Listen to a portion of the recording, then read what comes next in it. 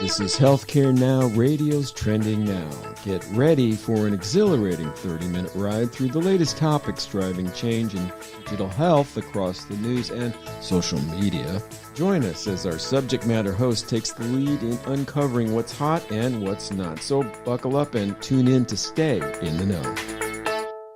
Welcome to Trending Now on Healthcare Now Radio, where we explore the forefront of healthcare innovations and transformations. I'm your humble host, Shahid Shah, and today we're really thrilled to have Ryne Natzke, Chief Revenue Officer at TrustCommerce, a Sphere company. What's trending now and what Ryne and I will discuss is whether healthcare consumerism might finally be something real. We've all heard about it for many, many years that, the healthcare consumer is going to take over. The healthcare consumer is here. And those have been false starts in the past. So we're going to really dive in and figure out if maybe one really specific area, the patient financial experience, which of course is one of the most important areas, and the role of technology in care delivery related to that financial experience is potentially helping drive us more and more towards healthcare consumerism. So join us as we discuss these and more trending topics. Before we get started, I'd just love for Ryne to introduce himself. Ryne, tell us a little bit about your role at TrustCommerce and how you got into the healthcare industry, and what healthcare industry experience do you have before you even got to Sphere? Absolutely. Well, first, thanks for having me on, Shahid. Looking forward to this conversation and talking with you some more about this topic. So as you mentioned, I'm the Chief Revenue Officer at TrustCommerce. I've been here almost 6 years.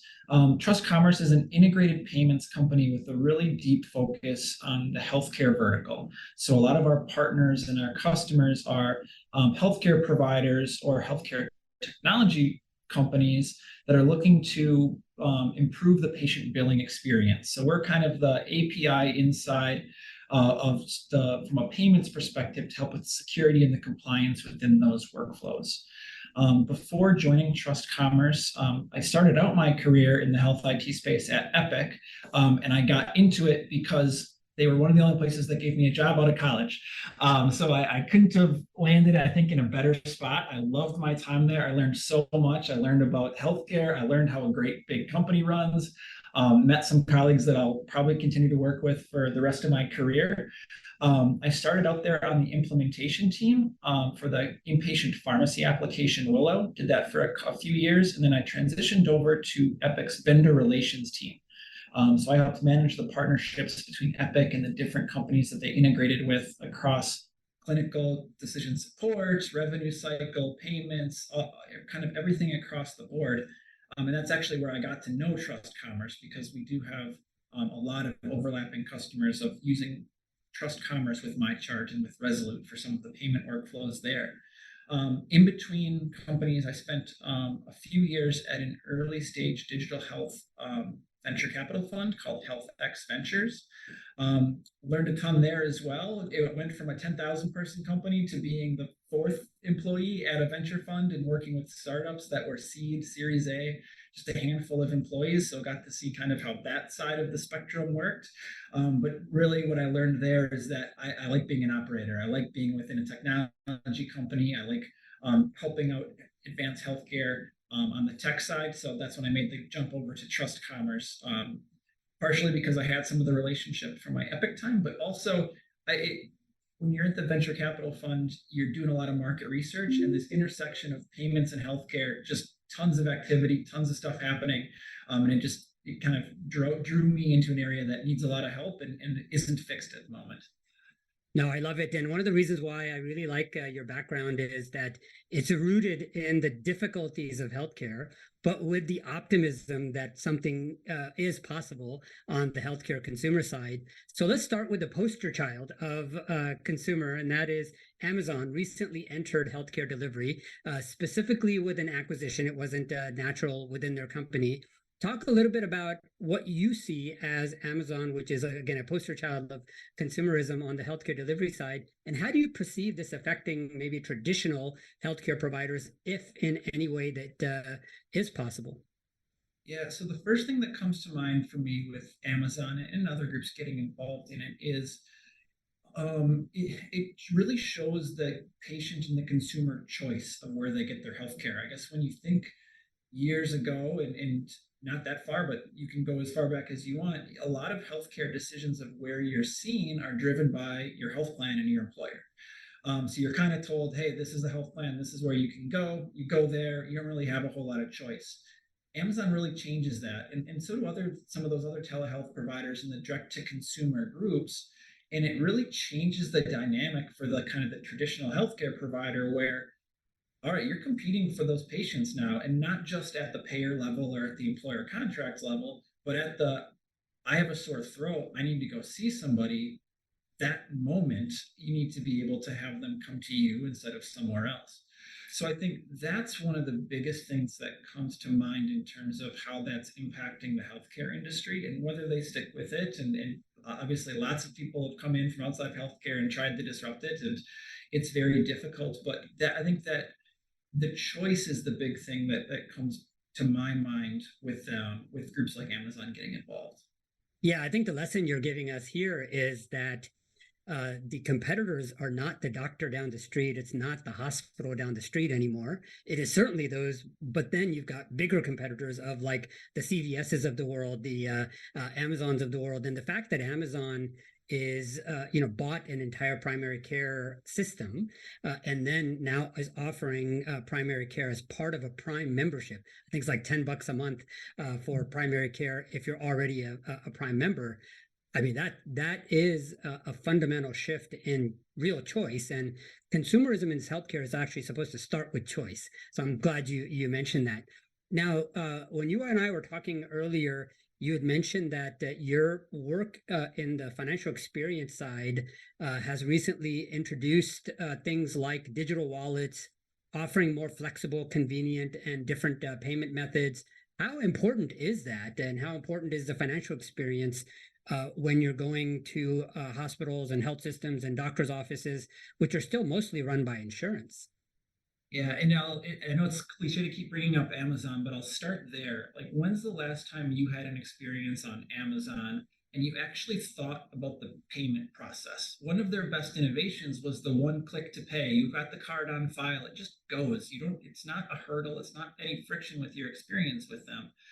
And now look at healthcare, and it's the total opposite. You oftentimes don't even know how much you're going to owe until weeks after the care has been delivered.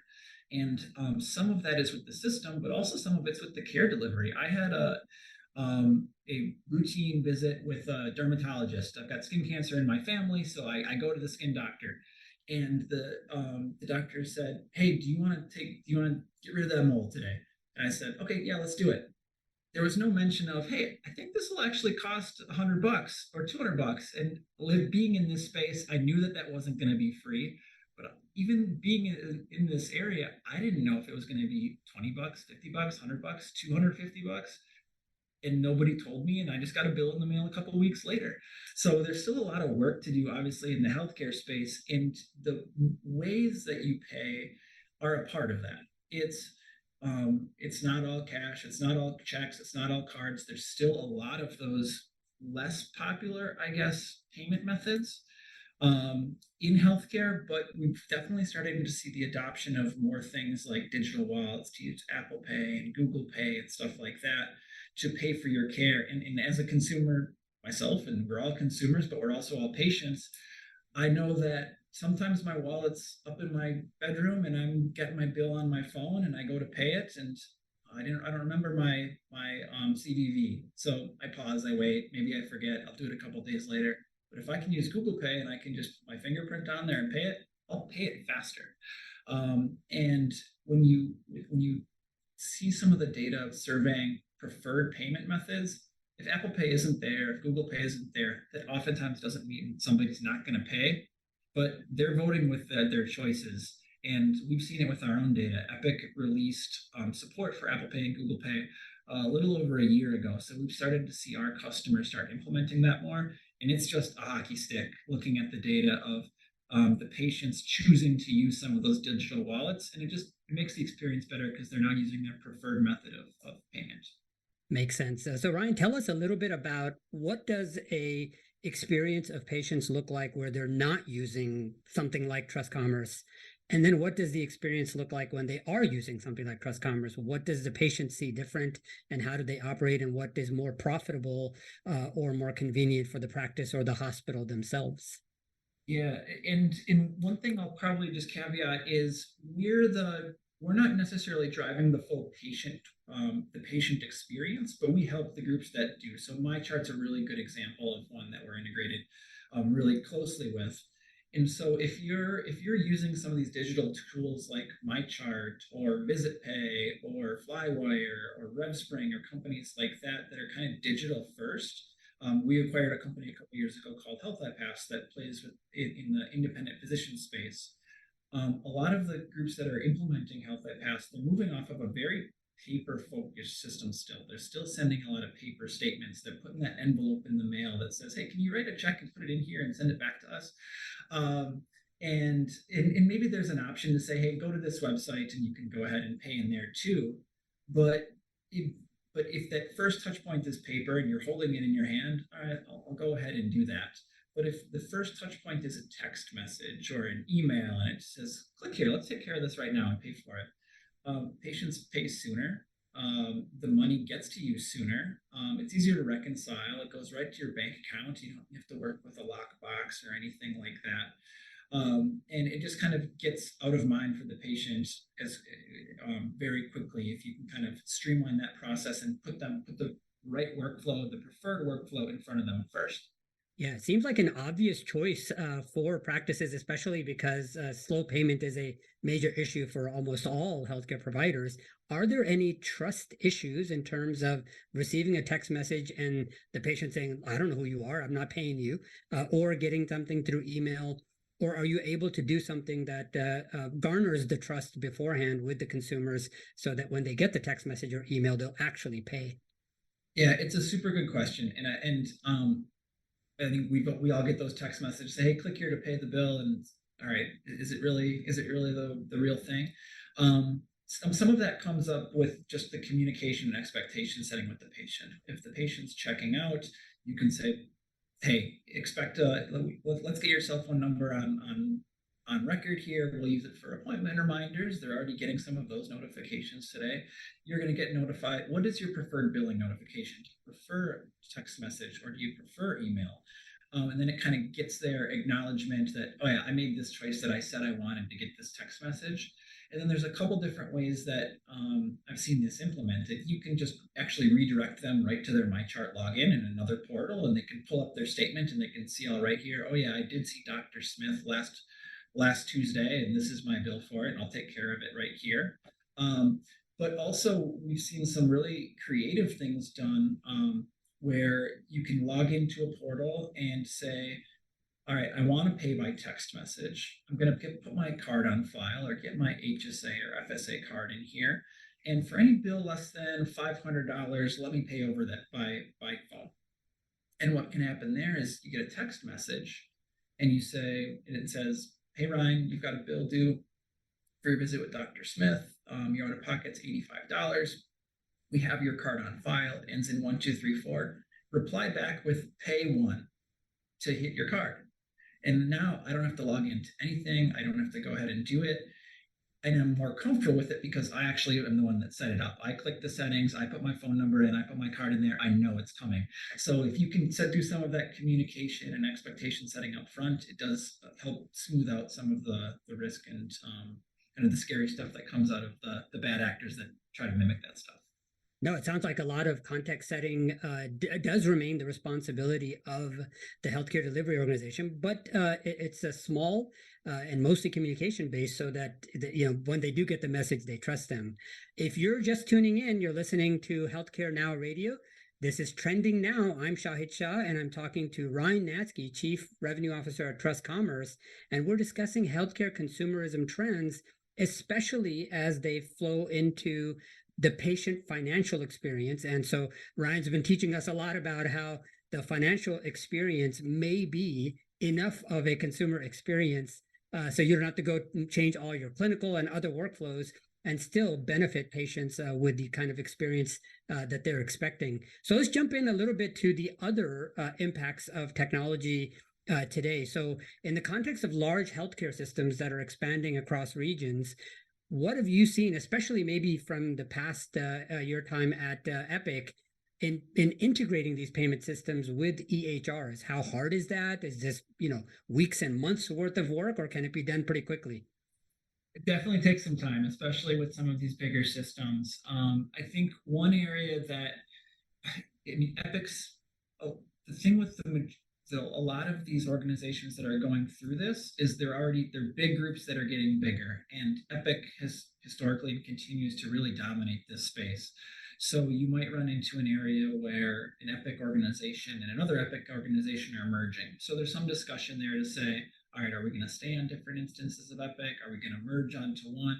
In many cases, the long-term vision is, all right, maybe we don't need to do it tomorrow, but the long-term plan is, let's get on one instance of Epic, both from the sharing of the clinical information, but also the patient journey on the operational side, on the scheduling side, and on the billing side can be a little bit more consolidated, so that maybe you see the physician as a part of the medical group. One day you go to see the hospital, a couple days later, they can combine your statements for you, put that all together as one. So there's a lot of work and a lot of lift to combine those systems. But if you're using Epic, those groups seem to have a little bit of a smoother path to that. If you've got an Oracle Cerner group and an Epic group coming, all right, how are we gonna merge that together? And what are we going to use from a go forward perspective? Or if it's an Epic group just straight up buying an Allscripts customer or a Meditech customer or something like that, they might just say, all right, we're getting rid of that one. You're coming on our Epic instance, and we're going to map a plan to do that over the next 12, 18, 24 months. Got it. Yeah. So when you look at these movements, especially on the patient financial experience, what are tangential experiences to this financial experience that you think could be a potential next step that practices and hospitals and health systems could take to then impact a greater experience, such as them coming into their healthcare delivery organizations or parking, et cetera? What are some tangential things that people could start taking care of? Well, I think you let me know if I'm not answering your question the way you're asking it, but I think one of the things that we've seen is moving more of that patient experience and patient communications upfront. What can we do more before the visit when it comes to providing that estimate, getting a card on file, setting up somebody with a payment plan before they even step foot or to have that procedure done? So much of healthcare has been reactive, right? I'm sick, I need to go get seen. I get seen, I pay, I get a bill, I pay later. To the extent that we can understand what somebody's coming in for, if they're having a procedure or it's an office visit, all right, how much are they going to owe? And the thing about healthcare is, if you and I buy the same thing at Target, it's going to cost the same thing.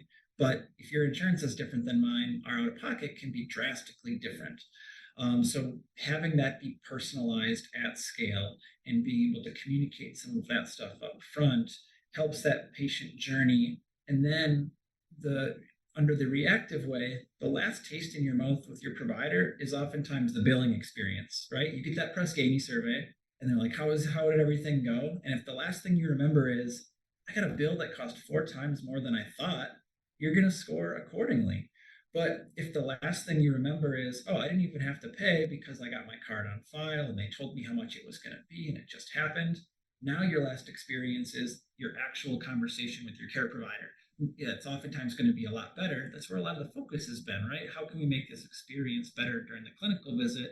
Sometimes that financial side is a little bit of an afterthought. So by kind of shifting where things are and making it smoother, even if it's mostly a perceived improvement, just because of shifting stuff around, it does benefit in a lot of ways.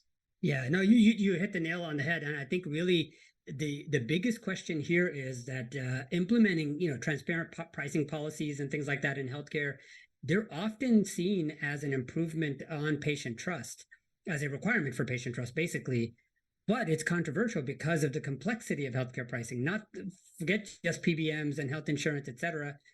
The something that happens for you versus for me will have a different way of being paid, just because the amount of time, et cetera, might be different. So, how do you navigate these complexities? How does TrustCommerce try to make these pricing things transparent so that brand and other impacts are not so drastic on that last experience that a patient has?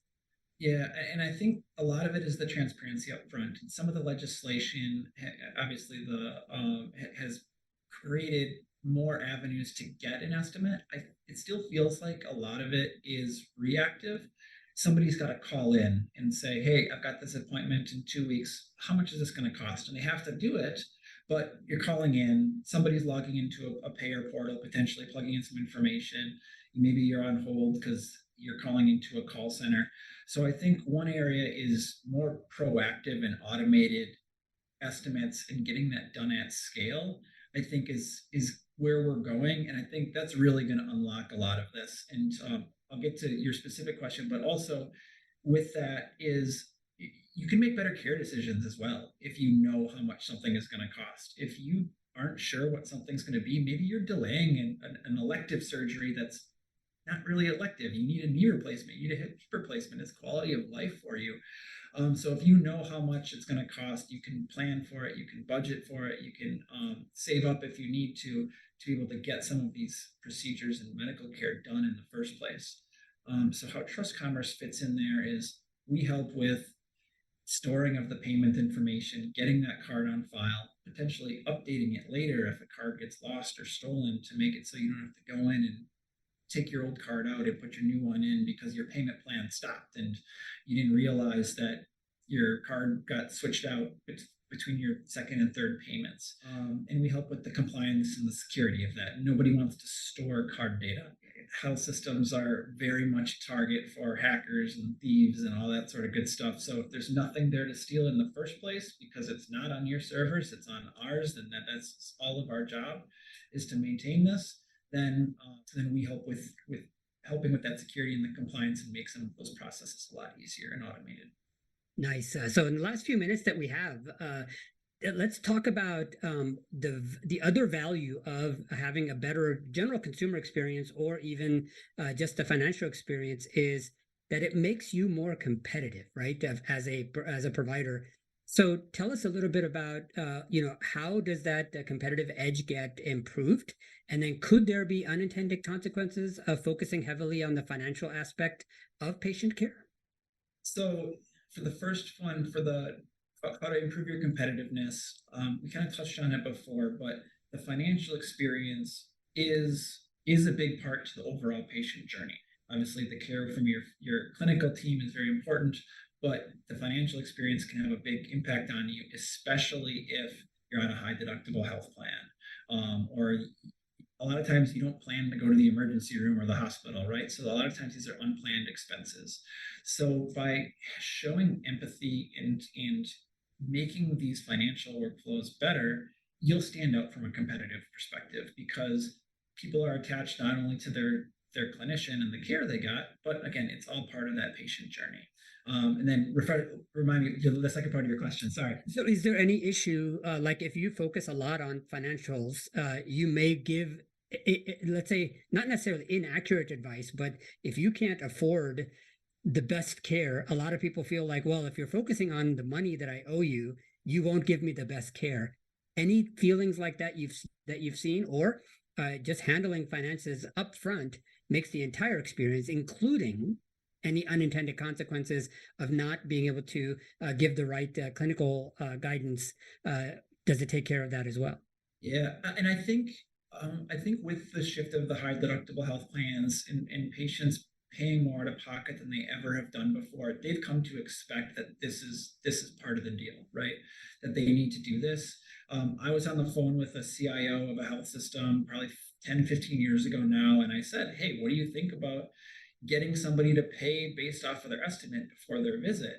It's like, there's no way, my patients are never going to do this. They're never going to come back. They're not going to, they're going to drop out. And now you have that conversation with health systems and they're saying, oh yeah, we need to do that. And the patients, they've come to expect it now. So rather than having them think, hey, what is this going to cost? Have it in the back of their mind that there's some big scary unknown out there. Get it all out there. Let people have all the information they need to make the best care decisions for themselves, along with the advice from their care team. And I think we'll be better off with having information out there.